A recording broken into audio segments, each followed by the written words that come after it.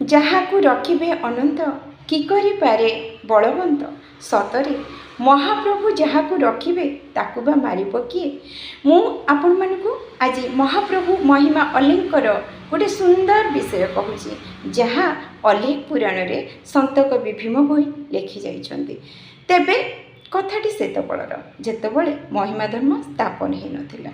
ସେତେବେଳେ ପାପଭାର ବହୁତ ବଢ଼ି ଚାଲିଲା।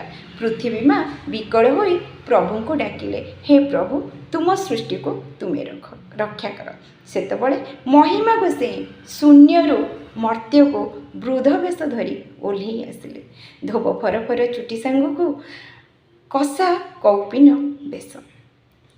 ତେବେ ମହିମା ଗୋସାଇଁ ଏକା ଆସିଲେନି। ସେତେବେଳେ ସେ ଜଗନ୍ନାଥ ପ୍ରଭୁଙ୍କୁ ଦେଉଳରୁ ଡାକିଲେ। ବଡ଼ଦାଣ୍ଡରେ ରହି ଜଗନ୍ନାଥ ପ୍ରଭୁ ପାଟ ପିତାମ୍ବରୀ ଓହ୍ଲେଇ ଦାଣ୍ଡକୁ ଆସିଲେ। ଗୁରୁ ଶିଷ୍ୟ ଦୁହେଁ ଚାଲିଲେ ଧର୍ମ ରକ୍ଷା କରିବାକୁ, ମହିମା ଧର୍ମ ସ୍ଥାପନ କରିବାକୁ। ସେତେବେଳେ କ'ଣ ହେଇଛି ଜାଣିଛନ୍ତି? ବହୁତ ଅନେକ ଖେଳ ଲୀଳା ସେ ଗୁରୁ ଶିଷ୍ୟ ଦୁହେଁ କରିଛନ୍ତି, ଯାହା ସତ୍ୟ ସତ୍ୟ ତ୍ରିବାର ସତ୍ୟ ଅଟେ, ଅଲେଖ ପୁରାଣରେ ଲେଖା ହେଇଛି। ସେତେବେଳେ ସେ କ'ଣ କଲେ ନା, ଗୋଟେ ମୂର୍ତ୍ତ, ଅନେକ ଖେଳ ଲୀଳା ମଧ୍ୟରୁ ମୂର୍ତ୍ତ ଶବକୁ ଜୀବଦାନ ଦେଇଥିଲେ। ସେ ଲୋକଟିର ନାଁ ହେଉଛି ମଦନା। କିଭଳି ଭାବରେ ଲୋକଟି ଜୀବଦାନ ପାଇଲା, ମୂଳରୁ ଶେଷ ପର୍ଯ୍ୟନ୍ତ ଆପଣମାନେ ଏଇ ଗୀତଟିରେ ଶୁଣିପାରିବେ, ଯେଉଁ ଗୀତର ଲିଙ୍କ୍ ମୁଁ ଆପଣମାନଙ୍କୁ ଏଇ ଭିଡ଼ିଓ ମାଧ୍ୟମରେ ଦେବି।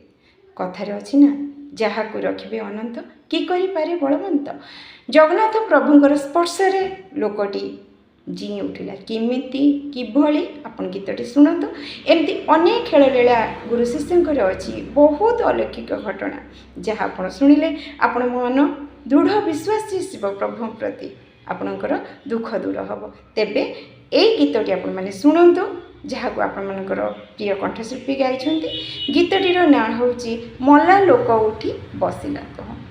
ରହୁଛି, ଆପଣମାନଙ୍କର ମଙ୍ଗଳ କାମନା କରି ଆପଣମାନଙ୍କଠାରୁ ବିଦାୟ ନେଉଛି। ରହୁଛି, ନମସ୍କାର। ଗୀତଟି ନିଶ୍ଚୟ ଦେଖନ୍ତୁ, ଲିଙ୍କ୍ ଦେଇଦେଉଛି।